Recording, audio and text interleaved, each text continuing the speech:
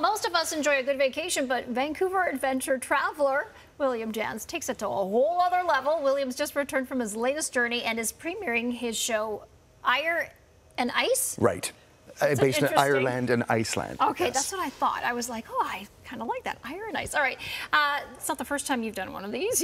No, you I've been doing these. Travel. Yeah, this is my 10th show. I've been doing this for about 20 years and go overseas, look for adventure and interesting experiences and culture and languages and come back with crazy tales. And I've been really lucky. I think it's 80,000 Canadians now have seen them and liked them. And I'm really excited to do this one too. That's cool. So the pandemic, did that slow you down at all?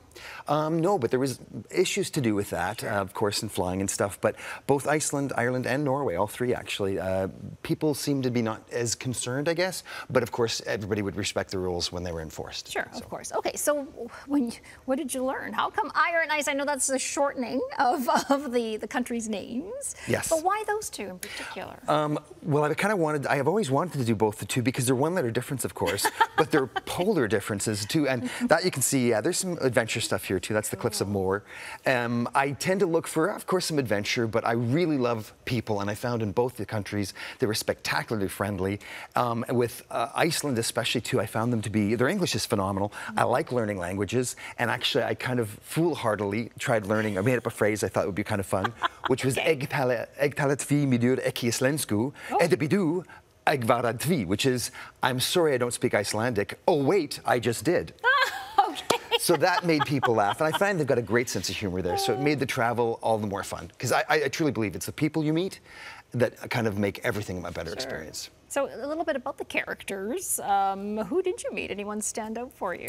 Yeah, well, I mean, everything from, I think the craziest thing, and this has never happened before, there is a fellow flying in from Iceland for this, all three shows. Really? Yeah, and this has never happened before. And he's a guy I met for a short period of time. We laughed and got along. He's in the show, and he's actually bringing something quite outrageous, which is called Hakarl, and that's how you say it with the hook. Oh. Hakarl. And it's, yeah, well done, well done. It's a fermented fish. That is remarkably unpleasant. It's considered Ayurvedic, medicinal, etc. And I'm actually going to have the chance, because he's bringing it, he'll be in the show, and we'll have a couple people try it. And if you want, I can let you smell a bit of it. I don't want to. I wouldn't make you eat it. It'll ruin your day to eat it. But so so beware. Yeah, it's a little strong. It's fragrant. Well, that's very polite. It's fragrant. Oh, yeah. Actually, and you know, unfortunately, the room may have a little smell afterwards, so I'll close that up. Anyway, so a few select people in the crowd will get to try this at the show, too. Oh, wow. And it'll leave them a memory, even the next day. I bet. Well, yeah, it's got lingering. It's lingering. Okay. Yes.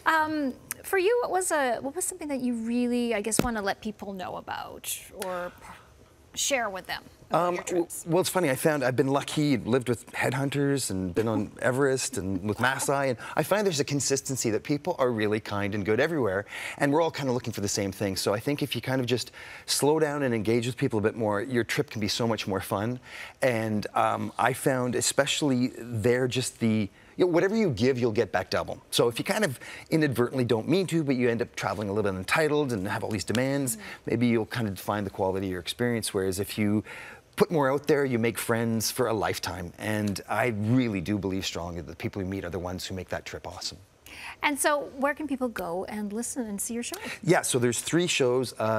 The 16th of March, 17th of March, that's Thursday and Friday. And indeed, it's St. Patrick's Day for the 17th. I was going to say. Both those shows are Vancouver, and then Langley is on the 21st. So the first 2 are at Langara, and then the one on the 21st is at KPU Auditorium.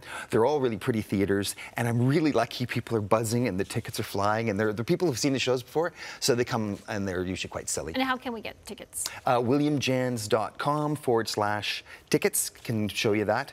And because your audience is awesome, I've made a little informal thing. If you put WilliamJANS.com/global, there's a little contest there, and a select person can win tickets to whichever show they want. There you go, WilliamJANS/global. Yes. Excellent. Okay, well, break a leg. Oh, thank you. Not really, of course.